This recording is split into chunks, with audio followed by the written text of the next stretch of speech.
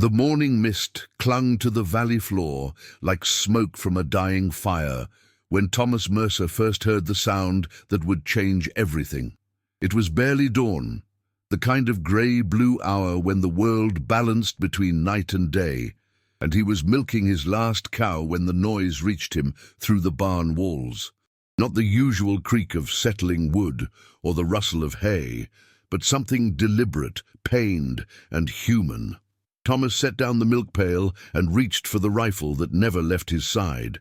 3 years of living alone on the edge of Crow territory had taught him that unexpected sounds meant trouble, and trouble in these parts usually wore war paint or cavalry blue. He moved toward the sound, boots silent on the straw-covered floor, and found her crumpled against the far wall of the barn like a broken bird that had flown too far from home. She was young, maybe 20 summers, with long black hair matted with blood and dirt. Her buckskin clothing was torn and stained, revealing wounds that spoke of a recent battle. A Crow warrior, he realized, though she wore no war paint now, only the pale exhaustion of someone who had pushed beyond the limits of human endurance. Her breathing was shallow, labored, and in her right hand she still clutched a bone-handled knife, even in unconsciousness, unwilling to surrender the only protection she had left. Thomas lowered his rifle and knelt beside her, close enough to see the fierce beauty that pain had not yet erased from her features.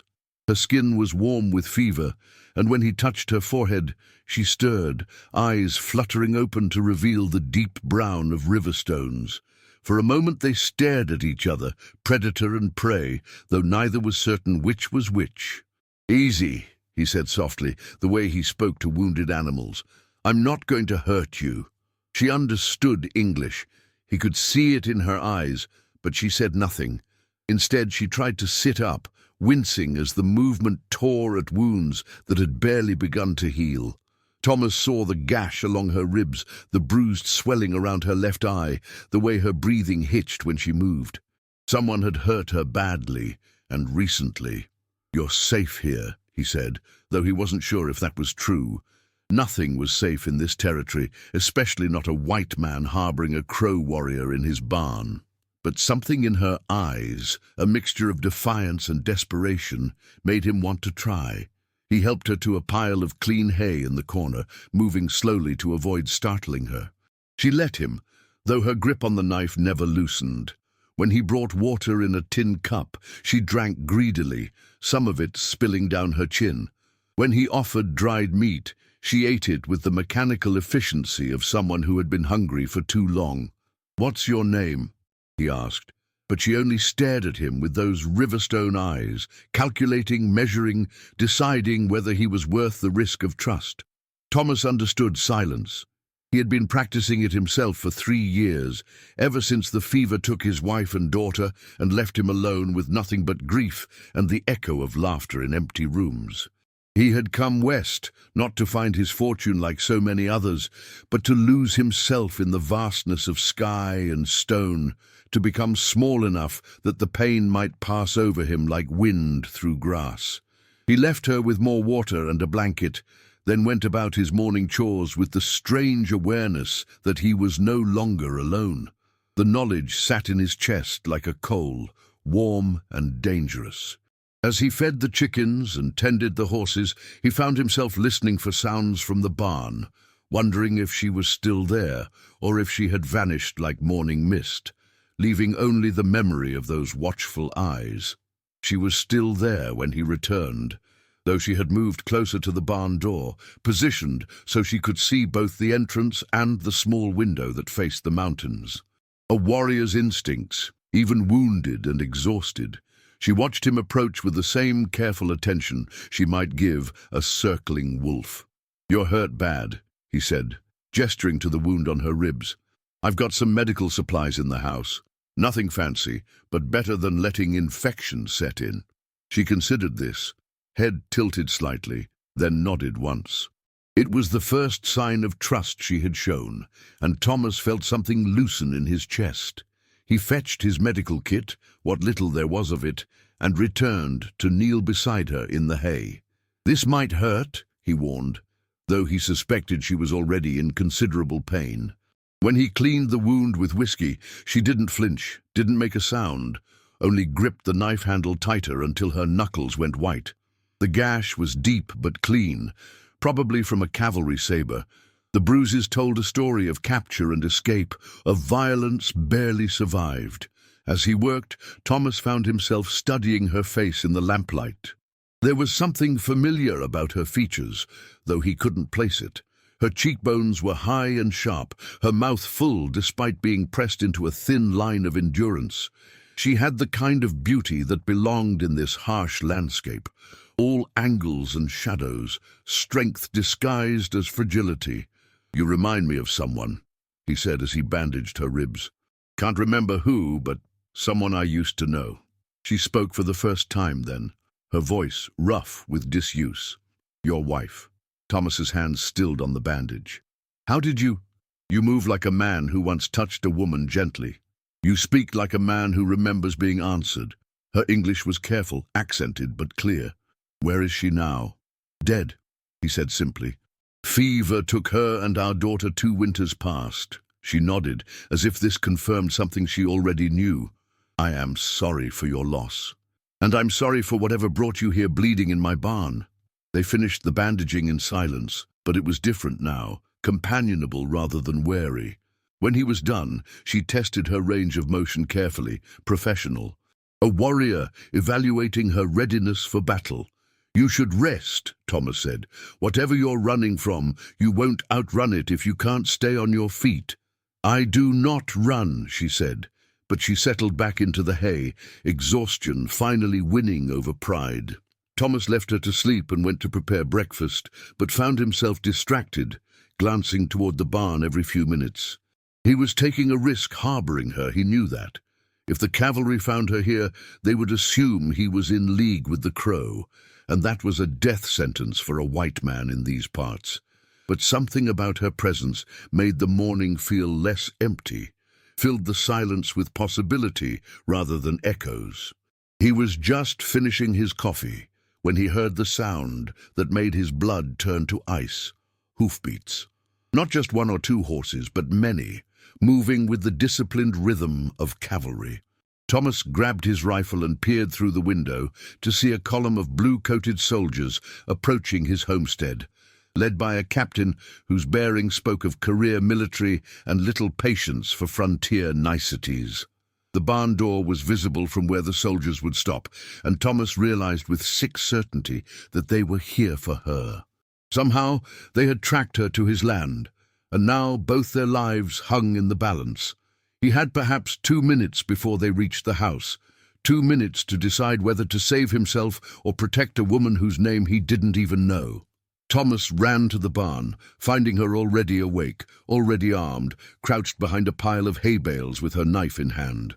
She had heard them coming too, those warrior instincts serving her well even in her weakened state. "Cavalry," he said unnecessarily, "at least 20 men." She nodded, unsurprised. "They have been following me for 3 days. I cannot run anymore." "Then don't run," Thomas said. "Hide." He showed her the root cellar he had dug beneath the barn floor, covered with boards and hay. It was small, cramped, but it would conceal her from a cursory search.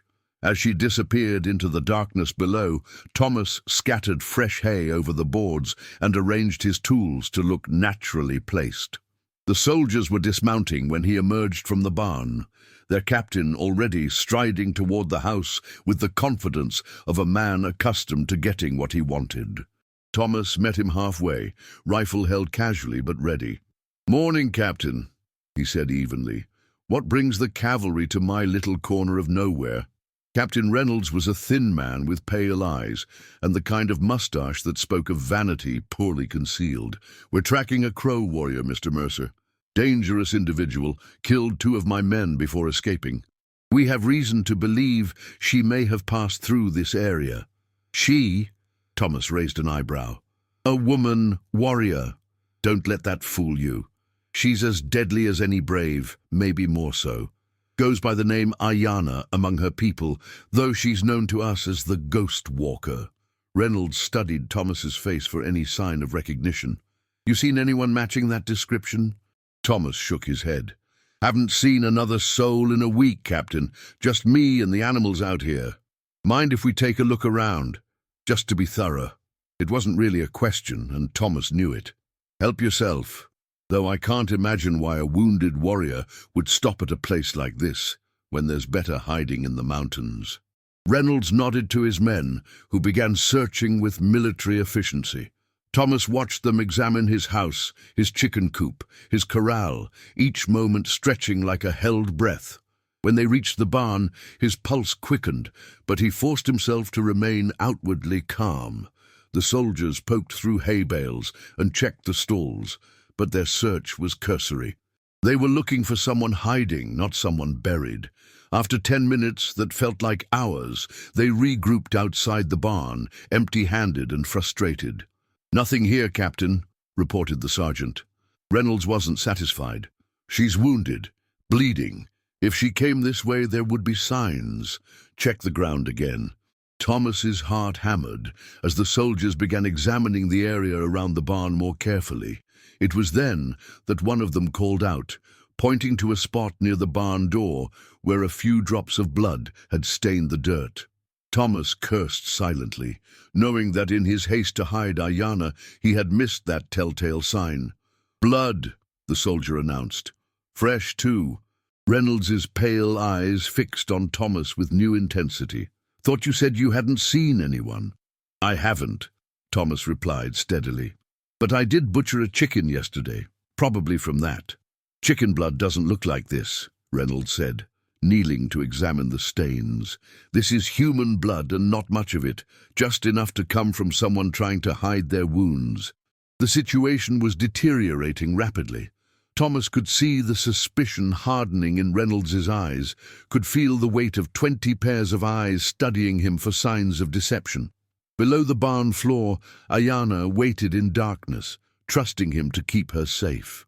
"Mr. Mercer," Reynolds said slowly, "I'm going to ask you one more time. Have you seen this woman?" Thomas met his gaze steadily. "No, Captain, I have not." It was then that they heard it, a sound so faint it might have been mistaken for settling wood or a mouse in the walls. But Thomas knew better, and from the way Reynolds' head snapped toward the barn, so did the captain. "Search it again," Reynolds ordered. "Every board, every inch." This time they were thorough. They probed the walls, examined the floor, tested every surface for hollow sounds. Thomas watched with growing dread as they worked their way systematically toward the corner where Aiyana lay hidden. It was only a matter of time before they found the concealed entrance to the root cellar. "Captain," called one of the soldiers, "these boards here, they sound different." Reynolds hurried over and knelt beside the spot. With his saber, he pried up one of the boards, revealing the dark space beneath. "Well, well," he said softly, "what do we have here?" Thomas stepped forward, knowing it was over. "Captain, I can explain." "No need," Reynolds said, drawing his pistol. "Sergeant, bring her up." 2 soldiers reached into the cellar and hauled Aiyana out, her knife taken before she could use it. Even wounded and outnumbered, she moved with fluid grace, her eyes never leaving Thomas's face. In them, he saw not accusation, but something like gratitude, as if she had not expected even this much protection from a white man. "Well, Mr. Mercer," Reynolds said, his voice cold with satisfaction, "it seems you've been harboring a fugitive. That's a serious crime in these parts." "She was hurt," Thomas said simply. "I couldn't just let her die." "You could have, and you should have.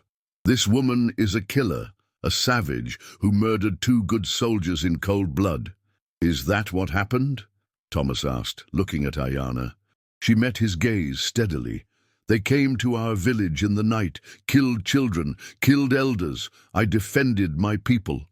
"She's lying," Reynolds snapped. "We were conducting a legitimate patrol when we were ambushed." "By women and children?" Aiyana's voice was quiet but cutting. "By old men and babies and—" Thomas saw the truth in her eyes, the same truth he had seen in the eyes of too many civilians caught in the crossfire of military expeditions. Whatever had happened that night, it had not been the clean engagement Reynolds was describing. "Captain," Thomas said carefully. Maybe we should discuss this reasonably. No need for anyone else to get hurt. The only thing that needs discussion is what happens to you for harboring a fugitive, Reynolds replied. But first, this woman is going to answer for what she's done. He gestured to his men, who began binding Aiyana's hands with rope. She submitted without resistance, but Thomas could see the tension in her body, the way she measured distances and angles even in defeat. She was waiting for something, some opportunity that might not come. "What's your real name?" Thomas asked her as the soldiers worked. "Aiyana," she said simply. "It means eternal blossom in my language." "That's a beautiful name." "It was my grandmother's name. She was a healer, a woman of peace." Aiyana's eyes found his again. "She would have liked you, I think." Reynolds had heard enough. "Save your poetry for the gallows," he said harshly. "You'll have plenty of time to compose last words." It was then that Thomas made his decision. He had lost everything once already, had spent 3 years learning to live with emptiness and regret. But seeing Aiyana bound and helpless, seeing the casual cruelty in Reynolds' eyes, he knew he could not lose himself again, not to cowardice this time. "Captain," he said, stepping closer, "I think you should reconsider." "Reconsider what?" "Taking her alive." Reynolds frowned. "What are you talking about?" "I'm talking about the fact that you've got 20 men surrounding a wounded woman, and you're still afraid of her. That tells me something about what really happened that night. You don't know what you're talking about." "Don't I?" Thomas took another step forward. "I've seen enough military actions to know the difference between a battle and a massacre, and I've seen enough scared officers to know when someone's trying to cover up their mistakes." The tension in the barn had shifted, and Thomas could feel the soldiers' attention wavering. They were good men, most of them, and they had signed up to fight warriors, not to hunt down wounded women. The doubt in their eyes was something Reynolds couldn't afford. "Sergeant," Reynolds said sharply, "secure the prisoner for transport. We're done here." But as the sergeant moved toward Aiyana, Thomas stepped between them. "No." "Mr. Mercer," Reynolds said, his voice deadly quiet, "you are interfering with military justice. Stand aside, or I'll have you arrested as well." "Military justice?" Thomas laughed bitterly. "Is that what you call it when you raid a village full of women and children? When you shoot first and ask questions later? That woman is a killer." "That woman is a survivor," Thomas corrected. "And if you take her back to your fort, she'll be dead before sunset. We both know that." Reynolds's hand moved to his pistol. "I'm warning you, Mercer. And I'm warning you, Captain. You may have 20 men, but you're on my land, and I know every inch of it. More importantly, I know the difference between right and wrong, and what you're doing here is wrong." For a moment the barn was silent, except for the sound of breathing and the distant call of a hawk. Thomas could feel the weight of the decision pressing down on everyone present, the knowledge that what happened next would change everything. It was Aiyana who broke the silence. "Thomas," she said quietly, "you do not have to do this." "Yes, I do," he replied without looking away from Reynolds. "I should have done it 3 years ago, when I had the chance to stand up for what was right. I won't make that mistake again." Reynolds drew his pistol, but Thomas was already moving. Years of frontier life had kept him quick and strong, and he closed the distance between them before the captain could bring his weapon to bear. They grappled for the gun, other soldiers shouting and reaching for their own weapons, but the space was too confined for a clear shot. In the chaos, Aiyana somehow slipped her bonds and rolled behind a hay bale. Thomas heard her moving, heard the sound of steel on steel, and knew she had found a weapon. The thought gave him strength, and he managed to wrench the pistol from Reynolds's grip. "Nobody moves!" Thomas shouted, the gun now pointed at the captain's head. "Nobody draws, nobody shoots, nobody does anything stupid." The soldiers froze, uncertain. Their captain was held at gunpoint by a civilian. Their prisoner was armed and dangerous, and the whole situation had spiraled beyond their training. "You're making a mistake, Mercer," Reynolds said through gritted teeth. "Maybe," Thomas agreed, but it's my mistake to make." He looked around the barn, meeting the eyes of each soldier in turn. "You boys signed up to fight enemy warriors, not to hunt down wounded women. You signed up to protect settlers, not to raid peaceful villages. I'm betting most of you didn't know what really happened that night Reynolds is so eager to cover up." Several of the soldiers exchanged glances, and Thomas saw doubt spreading like ripples in still water. These were not bad men, just young men following orders, and those orders were beginning to seem less clear-cut than they had an hour ago. "Think about what you're doing," Thomas continued. "Think about what you'll tell your families when you get home. Think about whether you want to be the kind of soldiers who tie up wounded women and call it justice." From behind the hay bale, Aiyana spoke quietly. "I killed 2 men," she said. "This is true. But they were not soldiers fighting honorably. They were men who shot my nephew while he slept, who burned our food stores, who laughed while children cried." "She's lying," Reynolds said, but his voice lacked conviction. "Is she?" Thomas asked. "Look at her, Captain. Look at what she's fighting for. Look at what you're fighting for." The silence stretched, heavy with possibility. Thomas could feel the moment balanced on a knife's edge, could sense the soldiers' uncertainty growing. Then, from the back of the group, a young private spoke up. "Captain," he said hesitantly, "what if she's telling the truth?" Reynolds whirled on him. "You'll keep your mouth shut, Private, or you'll face court-martial." "Will I?" the private asked. "For asking questions about what we did that night? For wondering why we were ordered to burn their winter supplies? For asking why we weren't told there were children in that village?" Other soldiers began to shift uncomfortably, and Thomas realized that the doubt had been there all along, waiting for someone brave enough to voice it. Reynolds's expedition had not been the clean military action he claimed, and his own men knew it. "This is mutiny," Reynolds said desperately. "No," said the sergeant, speaking for the first time. "This is conscience." And the moment broke like a fever. Several soldiers lowered their weapons, others stepped back, and the rigid military formation dissolved into something more human. Reynolds looked around wildly, realizing that his authority was crumbling. "You're all making a mistake," he said. "This woman is dangerous. She'll kill again." "Will I?" Aiyana asked, emerging from behind the hay bale. She still held a knife, but it was lowered, non-threatening. "I fought to protect my people. I would do so again if necessary. But I do not kill for pleasure, and I do not make war on children." Thomas saw the truth in her eyes, the same truth he had seen earlier, but understood more fully now. She was not a savage or a killer, but a woman who had been forced to fight for survival in a world that offered her no other choice. "What do you want?" he asked her. "To go home," she said simply. "To bury my dead and care for my living, to be left in peace. And if you're not left in peace," her eyes hardened, "then I will fight again, but I will not be the one to start that fight." Thomas looked around the barn at the soldiers, seeing boys mostly, young men far from home and unsure of their purpose. He saw Reynolds, still dangerous but isolated, his authority undermined by his own men's consciences.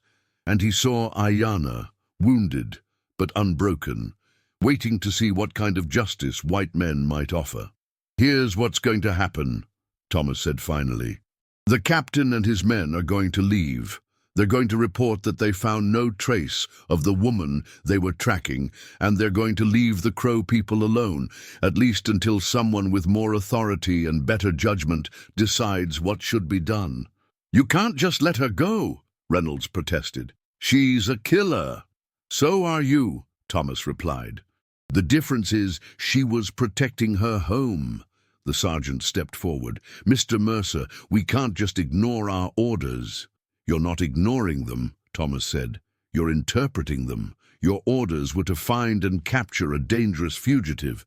Well, you found her, and you discovered she's not what you were told. A good soldier adapts to new information." Several men nodded, and Thomas could see them grasping at this lifeline, this way to follow their consciences without abandoning their duty entirely. "What about the captain?" someone asked. Thomas looked at Reynolds, seeing the fury and desperation in his pale eyes. The captain is going to write a report saying that his information was incorrect, that the woman he was tracking was not the dangerous fugitive he believed her to be. He's going to recommend that further action be postponed pending a full investigation. And if I refuse, then you'll be explaining to your superiors why your own men turned against you in the field, Thomas said. And I'll be telling anyone who'll listen about what really happened in that Crow village. It was checkmate, and Reynolds knew it. He could continue to press his case, but he would do so alone, without the support of his men, and against the testimony of a respected settler. His career would be over, his reputation destroyed. "This isn't finished," he said through gritted teeth. "Yes, it is," Thomas replied. "It's finished because you're going to make it finished. You're going to write that report, and you're going to make sure no one else comes looking for her." Reynolds holstered his pistol with shaking hands. "Mount up," he ordered his men. "We're leaving." The soldiers filed out of the barn, some of them nodding respectfully to Thomas and Aiyana as they passed. The sergeant lingered for a moment, his weathered face troubled. "You sure about this, Mr. Mercer?" he asked quietly. "I'm sure," Thomas said. "Take care of your boys, Sergeant, and try to remember that not every fight is worth winning." The sergeant nodded and followed his men outside.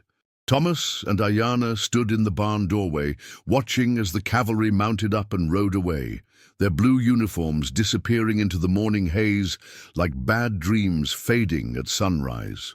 When they were gone, Aiyana turned to Thomas, her dark eyes unreadable. "Why did you do that?" "Because it was right," he said simply. "It was dangerous. You could have been killed. So could you." She studied his face for a long moment, then nodded slowly. "My grandmother would have liked you," she said again. "Tell me about her." And so, as the morning sun climbed higher and the last echoes of hoofbeats faded into silence, Aiyana told him about her grandmother, about her people, about the life she had lost and the life she hoped to rebuild. Thomas listened, feeling something he had not felt in 3 years, the possibility of connection, of purpose, of a future that might hold more than just survival. The cavalry was gone, the immediate danger past, but both of them knew this was not an ending but a beginning. The world outside was still harsh and unforgiving, still full of men like Reynolds who solved problems with violence and justified cruelty with authority. But here, in this moment, in this barn filled with morning light and the promise of something better, they had found something worth protecting. "What happens now?" Thomas asked. Aiyana was quiet for a moment, looking out at the mountains that had sheltered her people for generations.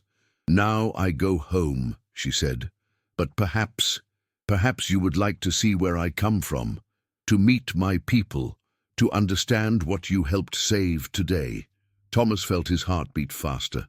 "I'd like that. It will not be easy," she warned. "There will be those among my people who do not trust white men, just as there are white men who do not trust us. But there are also those who judge by actions rather than appearance, by character rather than color. And you? What do you judge by?" She smiled then, the first real smile he had seen from her, and it transformed her entire face. "I judge by the choices a man makes when he thinks no one is watching, by whether he does what is right, even when it costs him something." "And what's your judgment?" Instead of answering with words, she reached out and took his hand, her calloused fingers interlacing with his. It was a simple gesture, but it carried the weight of trust, of acceptance, of possibility. Together they walked from the barn toward the house, toward breakfast and conversation, and the 1,000 small moments that turned strangers into companions. Behind them, the morning sun painted the mountains gold, and somewhere in the distance, an eagle called out across the vast sky, its cry echoing like a promise of freedom. The cavalry was gone, but the real journey was just beginning.